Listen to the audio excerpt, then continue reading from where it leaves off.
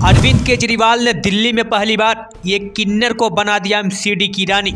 जिस किन्नर को माँ बाप ने घर से निकाला उसे अरविंद केजरीवाल ने दिया सहारा।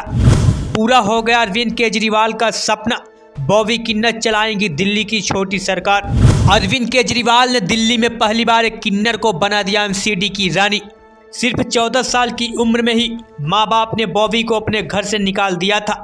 कई सालों तक जिंदगी से लड़ने के बाद करीब 30 साल की उम्र में बॉबी पहली बार 2012 में अरविंद केजरीवाल से मिली थी। तब बॉबी किन्नर ने कभी नहीं सोचा होगा कि आगे चलकर केजरीवाल उनकी ज़िंदगी बदल देंगे, लेकिन 8 साल बाद दिल्ली में ऐसा ही हुआ। हमारे देश में आमतौर पर किन्नरों पर लोग हंसते हैं, मजाक उड़ाते हैं, लेकिन बॉबी देश की वो किन्नर है जिन्होंने अपनी काबिलियत के दम पर दिखा दिया।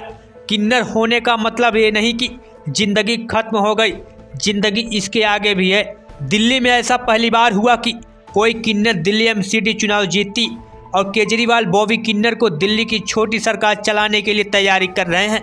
बॉबी किन्नर ऐसा नाम है जिसके बारे में शायद हर कोई जानता है, लेकिन आप इनके बारे में अभी तक नहीं जानते तो जान लीजिए। बॉबी किन्नर को घर वाले बहुत प्यार करते थे, लेकिन 10 साल की हुई तो पास पड़ोस वालों को पता चल गया था कि बॉबी लड़का नहीं किन्नर है।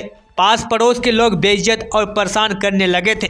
बॉबी किन्नर जब 14 साल की थी तो किन्नर समाज उन्हें साथ लेकर चला गया था। बॉबी की किस्मत यहीं से 190 डिग्री बदल गई।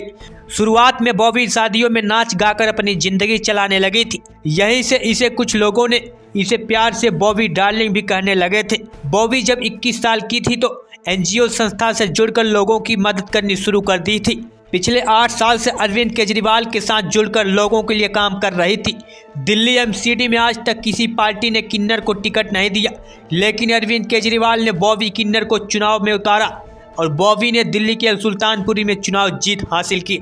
ब्यूरो रिपोर्ट, दिल्ली समाचार।